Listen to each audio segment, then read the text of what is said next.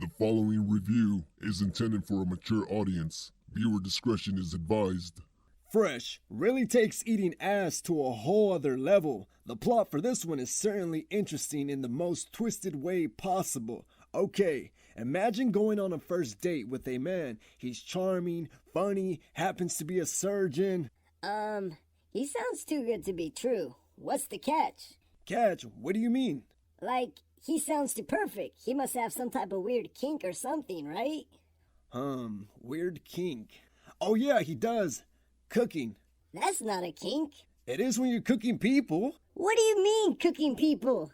Yeah, like he loves cooking people and making them into delicious dishes, especially women, because apparently they taste better.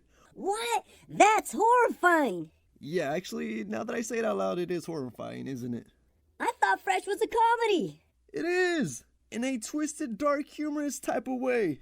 I don't know, this movie doesn't sound funny to me. It sounds more disturbing than anything else. You don't get Hollywood, do you? If he's the ugly guy, then it's disturbing.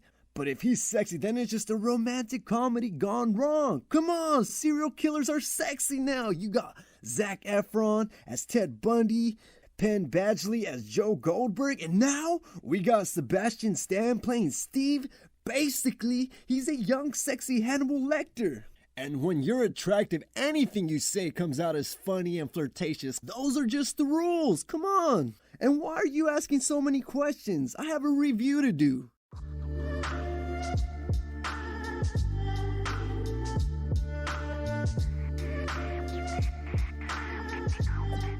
Fresh, a movie about the horrors in modern dating. Let's start with our leads. Noah, who's played by Daisy Edgar Jones, who's clearly frustrated with the online dating scene because every guy she meets from those apps turns out to be a huge.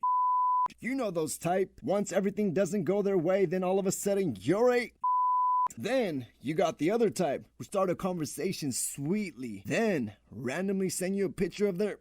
But perhaps her streak of bad luck when it comes to dating will finally come to an end when she by chance meets Steve, played by Sebastian Stan, at her local supermarket. Steve, the handsome doctor who's oozing charisma, easily wins Noah's number after talking about fruits. And here's some simple math. Ugly plus fruit talk equals creepy, but handsome plus fruit talk equals funny and charming. Okay, all goofs aside, I really enjoyed this movie. So much that I've already watched it 2 times. Thus, the reason for the late review. I even have it playing in the background while I'm editing this video because I love the soundtrack. And as strange as this sounds, seeing Sebastian Stan dancing around while cutting up his victim is really entertaining. Yes, I know how crazy that sounds, since this movie's about cannibalism and all, but somehow the director found a way to make it fun and sexy, while still managing to deliver a psychological thriller, choosing to shoot the story through the eyes of Noah being trapped in this scary situation. Also, I love that the director made the brilliant decision to delay the horrifying intentions of Steve until 30 minutes into the movie. Yes, I said 30 minutes into the movie, this movie actually starts, making me think that this was going to remain a romantic comedy. I was having such a good time with the chemistry between Steve and Noah that I forgot that this was a horror film. All in all, I feel like this is a perfect streaming movie. Plus, if you want to prank your partner, making them think it's a feel-good rom-com, it'll honestly be really fun to see the reaction after, when they slowly realize what it's actually about. But don't worry, they won't even be mad because both Sebastian Stan and Daisy Edgar Jones make this wildly entertaining throughout the entire 2-hour runtime.